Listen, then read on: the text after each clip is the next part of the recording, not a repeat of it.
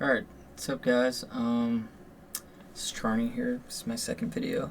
And my next video is actually gonna be another weekly recap, but I decided to pretty much recap this whole month of October because October was just a very rough month for a lot of traders, and it wasn't just like, some traders have their good months, some traders have their bad months, of course, and everyone's different, but this one specifically was just a lot of people were just not even just struggling. The price action was just weird.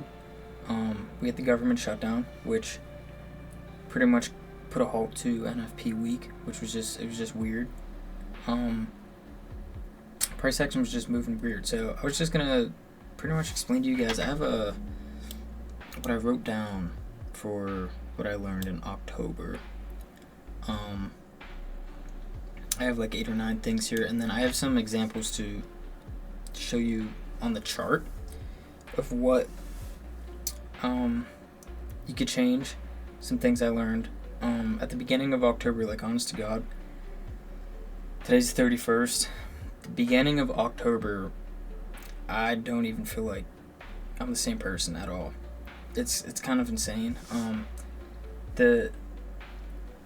When you're getting up every morning and just going on the charts and just working and working and working and just watching every single candle close and back testing and journaling your trades, journaling how you feel for the day, not breaking any rules, like just watching, like I have a mentor, watching your mentor's stuff and just like everything.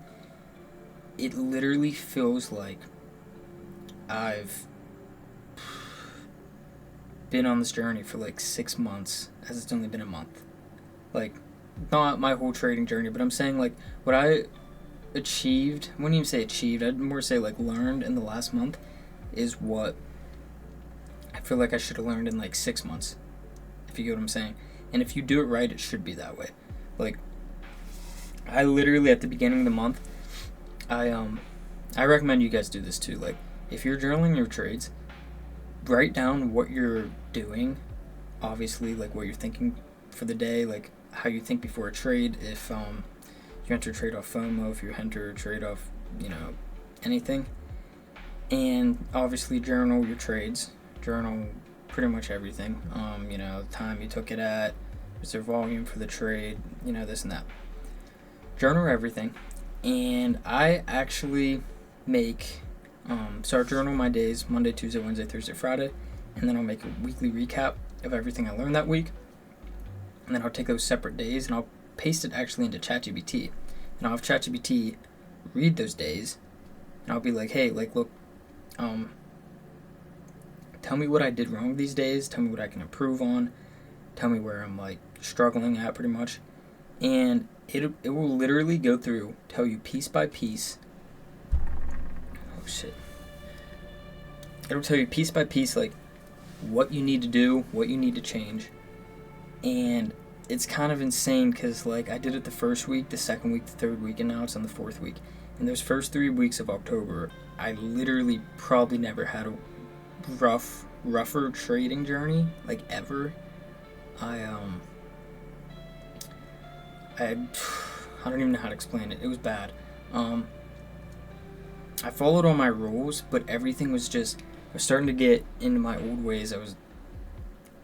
All these good setups were just losing, and these like B and C setups were starting to win. And it was so weird because you had people, like I traded on Discord, you have people like me that would stay patient, wait for A+ setups. I've back tested, I know they come, and you'd have people that would be new and they'd be trading off FOMO, and they'd be taking these B and C setups, and they'd hit like 1 to 3s, 1 to 4s, 1 to 5s, and they'd be just running up profit for the week. And you're sitting here and you're like, I can't take these trades because I know they're not good trades, they're not good quality, they're not good for the long run. I'm going to stay patient and, take my trades that I should be taking, take my A+ setups. And that happened for like, no joke, probably 3 weeks of just taking good trades, and it was just not working. And unfortunately for me, I I live in the U.S. I trade 5:30 to 11, like in the morning, and if there was any winning trades, there'd be like one for the week, and it'd be at like 3 a.m., like sometime early London session when I'd obviously be sleeping, and I'd miss out on that trade, and that would just cause me to go break even for the month, or break even for the week if I would have, like hit that trade instead of like having a losing week. And that was super, super, super hard in psychology, because like literally, like, it's pretty easy to say like, oh yeah, stick to your rules, don't take low quality setups, but when it's week after week of low quality setups winning and high quality setups losing, is very hard to deal with. And so there's a few kind of things I learned trading wise, just like some simple rules that would have took out a couple L's. I recently we started using this volume tool when we place the trades, because volume obviously is what moves price. So we started using this volume tool, and it increases the win rate. Like it's kind of insane, I'm not gonna lie. Like the literally all the losing trades that lost would have been avoided using the volume tool that we use. And there's certain things that you have to look for. It's not just like, don't think it's just like some indicator that like, oh yeah, don't take this trade or take this trade. None of that exists. I promise you, indicators don't work at all. But a tool, like a actual tool, not an indicator of volume, showing you, the volume in the market, where there's high volume and where there's low volume at, can literally help a lot. And that's what we started using, and I actually back tested pretty much all the trades that I took that month, September, and then previously, and it literally improves our win rate by like 50 or 60%, which is insane. A lot of these losing trades that lost, pretty much when you put the volume profile up to it, it pretty much says like not to take it. So that's an interesting tool. I won't go into too much depth on using it, but that's another interesting one. Actually, I don't even know if I'll go into that in this video, but besides the point. And then there was just some stupid things on the charts, and then like I said, a lot of it was psychology. And with the whole ChatGPT thing, when you paste in like your monthly recap, or not your monthly recap, your weekly recap, every single day, I kept doing it week after week after week, and then I got to the end of the month. This last week of this month, I kept taking my A+ setups, even though 3 weeks in a row these low quality setups were just losing and losing and losing. Stayed to my A+ setups, and this last week I ended the month with a profit after being down like 8% for the month. And it's insane. It literally goes to show you, like, no matter how tempting it is, find a set of rules, backtest them, know that they're profitable in the long run. This strategy has been working for decades, literally since the 90s. You can go back and backtest it, and just pretty much carry it out and just trust the equity curve. You can get very unfortunate with the series of losses. The way I look at trading almost is like, if you're thinking about the series of losses, I just came up with this, so this could be stupid, but if you flip a coin, you have heads and tails, and it's 50-50. Obviously, 50-50, that's gambling, right? But if heads was, let's say, 2 points, okay, and you flip the coin, you keep flipping the coin, well, obviously it's 50-50, tails against heads, but heads, every time you land on heads, you get 2 points. So, in the long run, heads is obviously going to beat tails. Do you see what I'm saying? Like, it's not 50-50 no more, because heads is worth more than tails. And that's the same way in trading. Like, say you're shooting for maybe 1 to 3s, and your stop loss is 1%. Well, okay, every time you land on tails, you're going to lose a point. But you land on heads, you're going to make 3 points. Okay, cool. Well, it's 50-50 still. The physical coin is 50-50, heads or tails. But when you land on heads, you're gaining a lot more than just like your typical 50-50. You're gaining 3 points compared to landing on tails. Now, of course, you can flip and land on tails 5 or 6, 7 times in a row, and eventually, though, in the long run, heads will catch up, and you can lose tails maybe 5 or 6 times, and you only need 2 or 3 heads to catch back up, pretty much. And that's the same way like how the whole equity curve thing works. Like, and that's just, for example, like shooting for 1 to 3s. Some of these trades, like the one I took Monday, was a 1 to 10, which is absurd. We take a few of those a year. Like, they come around, but you have to be patient, and the market conditions have to be like actually pretty good. And that 1 to 10 can change everything for the month. Like, literally, this month was all red except the last week. We had a 1 to 10, boom, closed the month for a profit. Second profitable month. It's just insane. That's the way I kind of look at it, how the equity curves play out, with that whole 50-50 thing. And then you could also go down the rabbit hole of, well, my trading strategy isn't 50% win rate, it's actually like 70% win rate. So, that changes everything, of course, but that's just a very simple way to look at it. I don't think a lot of people understand. I think people think trading's just gambling, and you're just getting on the charts hoping price goes in your way. That's not how it works. There's literally a system to this. It's been tested for decades on end, and or years on end, and you can go back and see the same exact patterns repeating every single time, and you learn those patterns, you stick to those patterns, and you don't change anything. The goal is to just be as automatic as you can compared to back testing.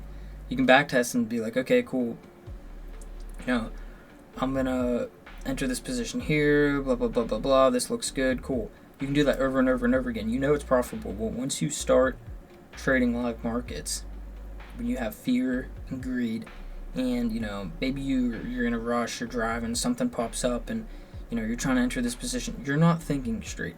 You're not thinking as back testing, sitting at a desk being like, okay, cool, everything lines up, press buy or press sell, whatever you want to buy or whatever you want to do. And I think that's very important, because you have to pretty much act as close as you possibly can to back testing. That's something I learned this month, because at the very beginning of October, I can promise you it was not a good month at all. I lost, my psychology just was not there. I'd lose a trade and it just ruined my day. And I think, I hit some winning trades in October too to like kind of keep me afloat, or else it would have been like a bloodbath. And I think that was, I don't even know how to explain it. It was just, it literally, 1 month it feels like you go through like literal war. There was so much lessons that I learned, so I'm going to share those with you guys. But those are a few things that I just kind of sat down and had to think about. And I'm really just showing you guys that, like, if you just stick to the strategy, 3 losing weeks in a row is, like, you can all make it back in 1 week. That's exactly what happened in October, which is wild. Another thing I learned this month, I'll show you guys the chart examples after, but these are just straight up things that I learned, like, okay, wait. Alright, so this one's another big one. So, obviously, trading is nothing if you don't have your own technical analysis. Like, I have a mentor and stuff, but some of the trades, like, and obviously, like, I learned from him. But, for example, I use this volume tool, and he doesn't. Now, this volume tool has been back tested by a couple of us, and we know it works, and we know it improves our win rate, all that. There would be some trades he takes, and at the beginning of October, I would follow his trades, because it was like, okay, well, like, this guy's my mentor, like, he knows more, and, obviously, like, he does know more, but he's also taking trades that he's comfortable with, like, he back tested, and it makes no sense for me to enter that position, follow him, be like, okay, cool, like, I'm just going to do everything he does, and, like, not think for myself. You can't have that at all. And I learned that probably the first, like, 2 weeks of October.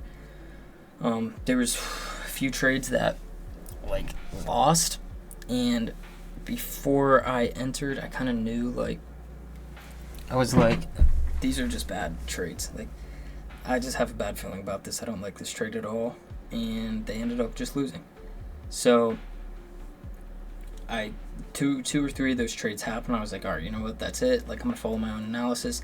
And literally, it's crazy me saying that because, no joke, at the beginning of the month, I would have been like, I would never follow my own analysis. Like, my mentor knows more than me. I'll take every trade like he takes. Like, I don't want to miss out on like any money. If he make money, I want to make money. You know what I mean?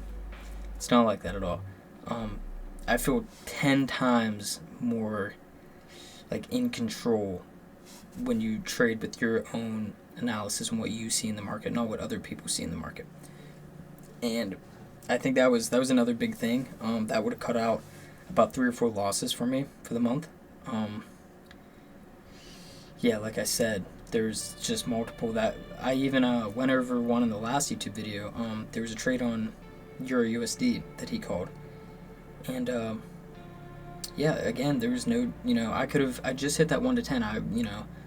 Any like new trader would have been like so happy off of 1 to 10, be like, oh my god, like, I just hit a 1 to 10. I can easily hit this like 1 to 3 on this other trade. Just enter, maybe over risk. Like, no, I sat there. I was like, don't like the setup. Not A+ for me. Would I risk other people's capital on this trade? No, probably not. It's just not the best. Of course it can win. Of course it can win, but when you're trading with just probabilities and what actually performs the best, when you're back testing, what to look for, and you kind of have a sense of intuition after looking at the market so long. You kind of are like you just kind of know. And so I stayed out of that position and I ended up losing, and it's just kind of insane to me that like for the longest time I would not do my own technical analysis. I always listen to other people, and you have to have your own technical analysis. That's a big thing I learned. There's just some simple things I have written down here. I only trade JPY pairs in Asia session now. I was trading some other pairs and kind of found out they don't really have that much volume. They kind of move sideways until London kicks in, and then they're just going their intended direction, which is usually up and down because it's super volatile off the open. Another thing I have written down here, and this kind of, I don't know if this will apply to all strategies, but at least for mine, I have don't enter on a late retest. So what I mean by that is, this was a very big problem I had even a couple months ago, and it cost me so much. A lot of these guys I learned from, they're in the UK, so they start trading at like 3 a.m. for me. It's like 8 a.m. for them. And I'd wake up and I'd see like, oh, they entered a trade, like, I don't want to miss out on this money, and price would end up kind of retracing to like their entry point. And keep in mind, it's not even like a retracement like 10-15 minutes later or something. Like, keep in mind, this is also on the 30-minute chart. So on the 30-minute chart, a retracement like 5 minutes later, 10 minutes later is nothing. Like, it's still pretty much like trade didn't move yet. But I would openly enter a position like 4 or 5 hours later, when say they entered a long position, price went up like maybe halfway to their take profit and retraced the whole way down to their entry.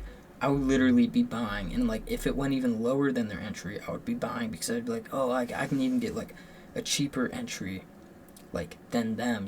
Like they're catching 1 to 5. If I get in halfway through their stop loss, I can catch like a 1 to 10. Horrible, because that was just a horrible decision. And thinking back, it was just straight FOMO. Not even FOMO, it was just greed. Like, you just you're trying to pass an account quick. You just you see your mentor entered your trade, and you want to get in because you didn't get in on the first entry.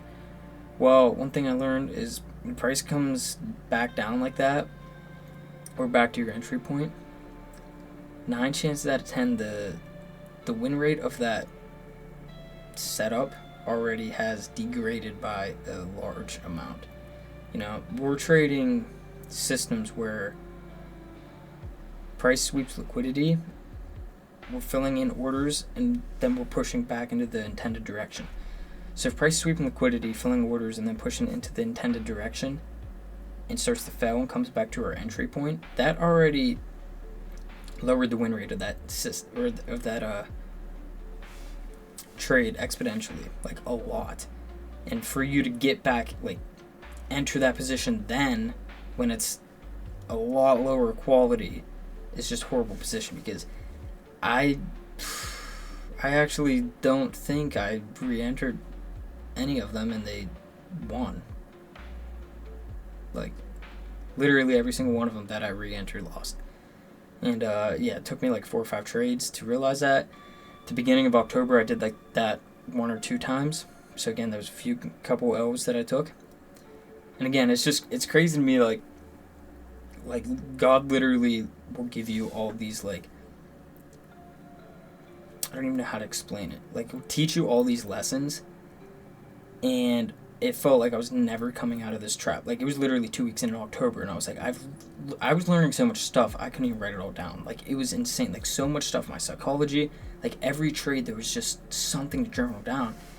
And you just almost have to thank him for, like, squeezing everything in. Because it's literally, like, cool, like, if this month wasn't, like, a tough month, then I wouldn't have learned anything.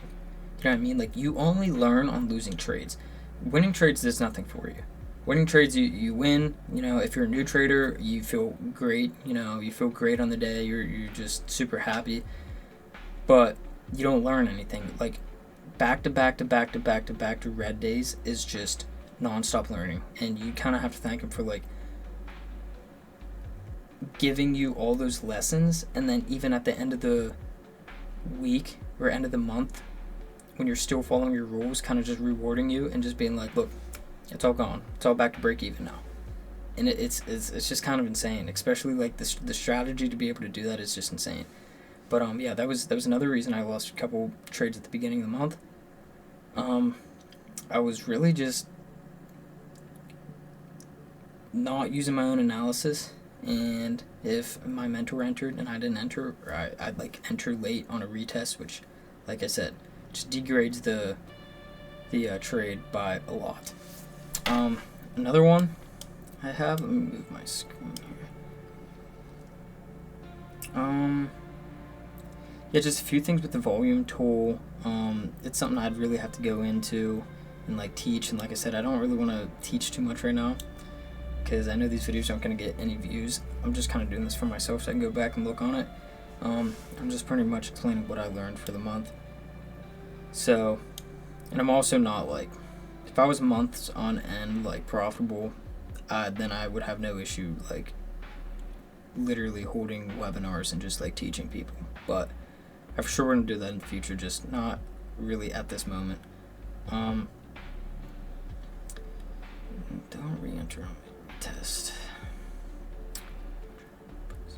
Okay, yeah, so there's a few other ones. There's mainly 2 big other ones that I'm going to pull up my screen and I'll pretty much show you guys. I'll explain them real quick. New York Open, we trade NAS 100. Good rule I learned was don't hold your positions when New York opens at 9:30 a.m. because it'll get cooked. It goes up, it goes down, it does not care. It's super volatile. I also learned don't enter a position on New York Open. That's a very good one. But yeah, I'll show you guys examples of literal trades I took in October that like what happened with those. Another one is, I actually explained this in my last video as well. I explained that there's stop loss rules we have for like trades for the 5 minute, and say like your stop loss is like 5 pips, it'll be like, okay, if your stop loss is 5 pips, target 1 to 2. Okay, well, the problem is you set that up and you would enter, and with your spreads you'd be like, okay, well, like my 1 to 2 on TradingView is actually like only getting me like 1.5%, okay, instead of 2%. So I'm going to move my take profit with my spreads up to 2%.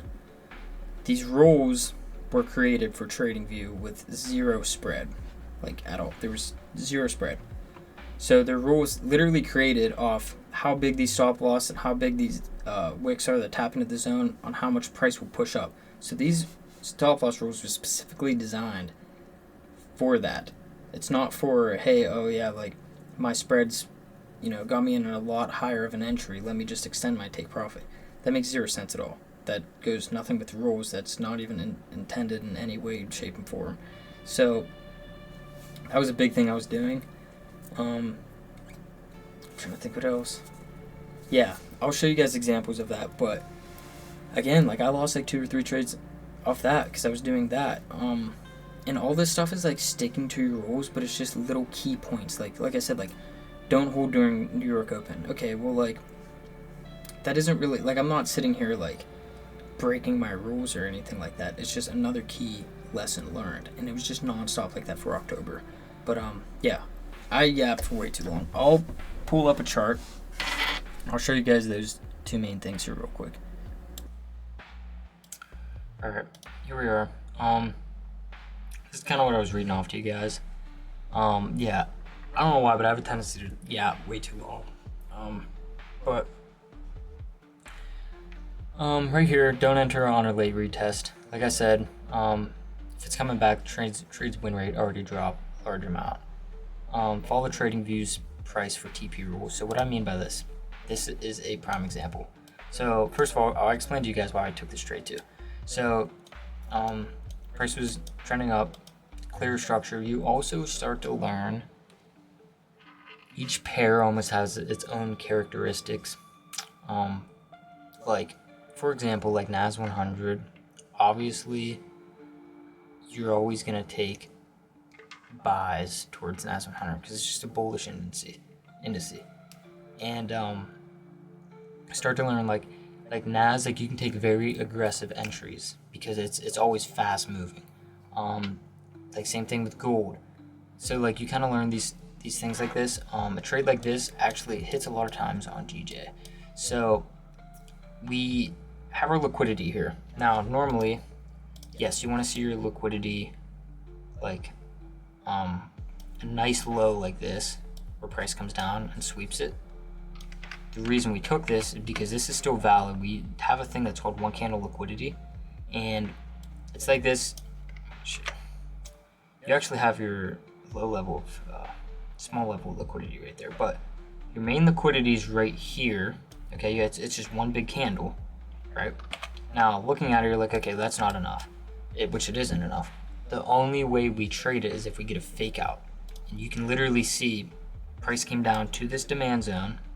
This is like I talked about in the last video. Demand traders are getting in on this level, and supply and demand traders, they're getting in on that level. They're setting their stops down here.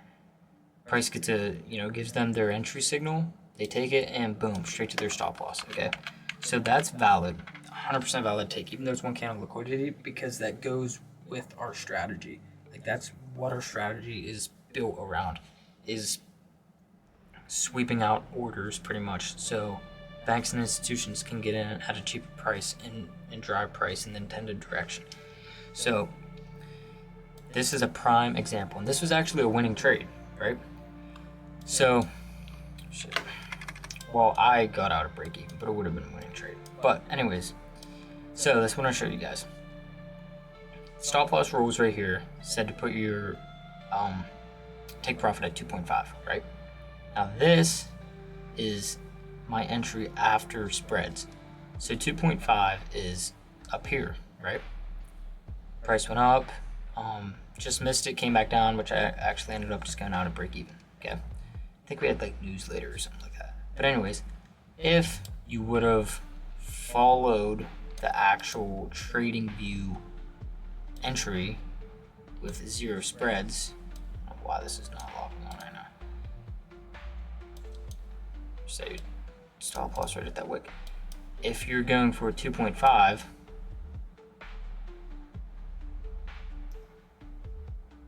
there you go. It would have hit.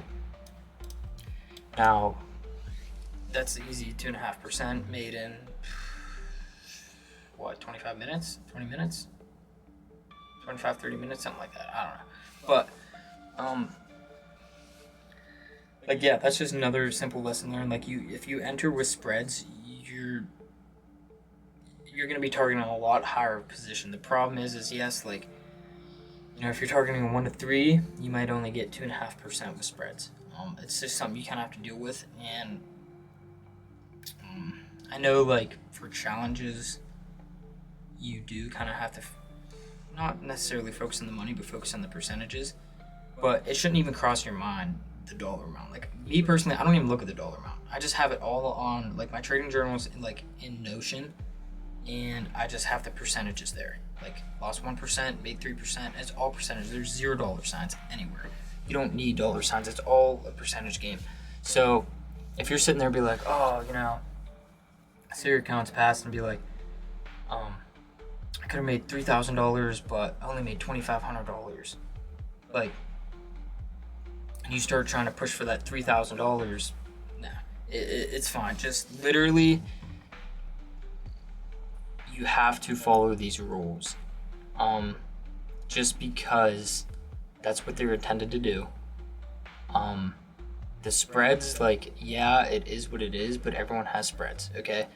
It doesn't, these rules right here don't care about your spreads at all. They don't care.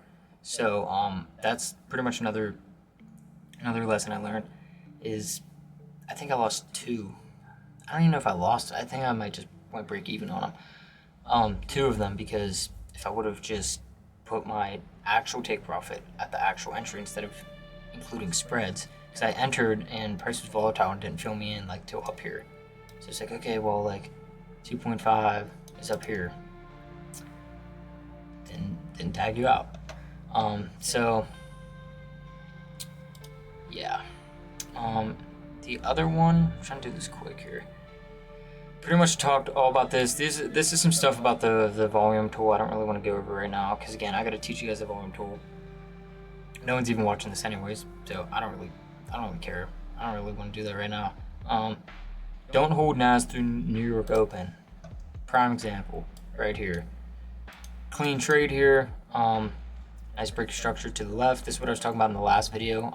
We broke with a wick, which you can still take trades like that. Still take them all the time. It just doesn't make it A+. Might make it like A-. Again though, this is about knowing characteristics.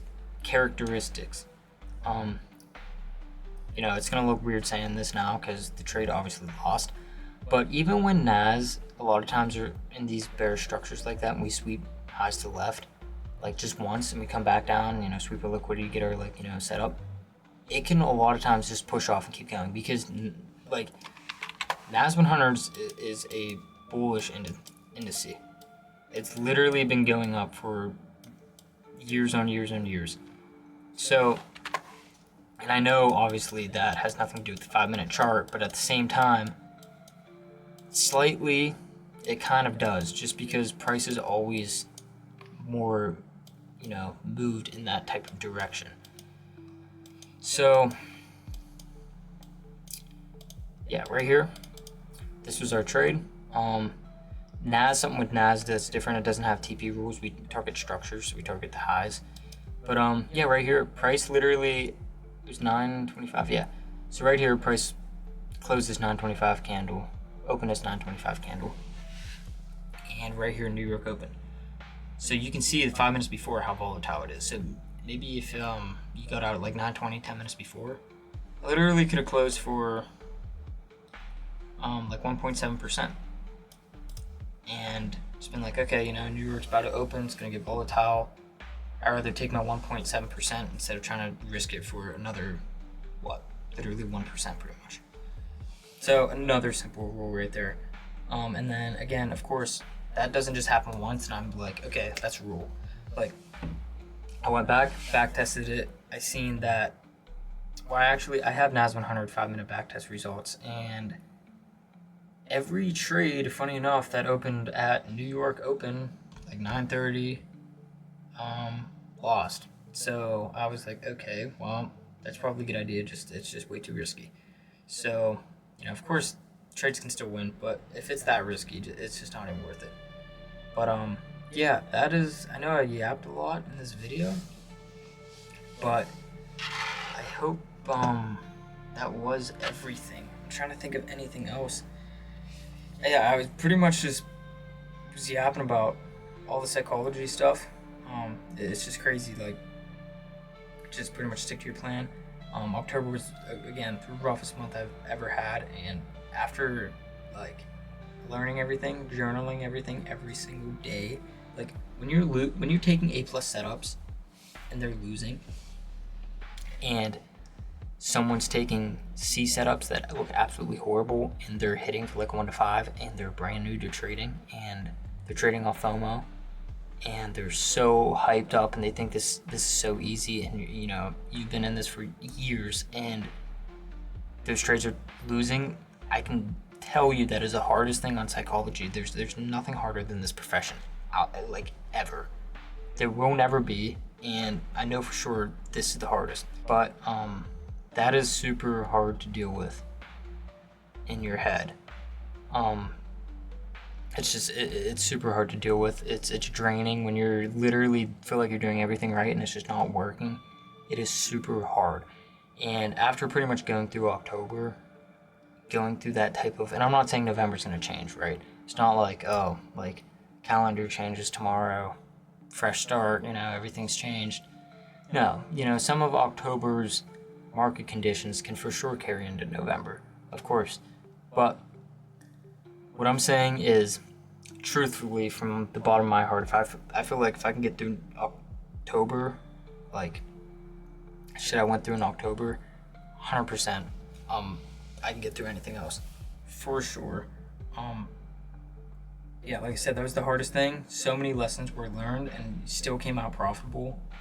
It's truly amazing. But yeah, we're just gonna keep going along. Next video should for sure be the weekly recap. But I just wanted to go over this real quick, pretty much saying how rough October was. Some of these notes are just like kind of personal notes, like you know, if trade is A+, know that the volume tool doesn't line up, enter with hash risk. That's just some like personal stuff I learned. I don't want to go too much into depth with it because you kind of have to I have to back test and show you trades, but yeah, I just want to document pretty much how rough October was. Definitely the roughest month I've ever traded in my entire life. But yeah, that's about it.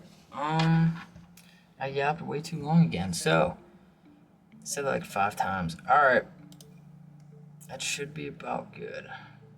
Alright, I'll see you guys on the next one. Thank you.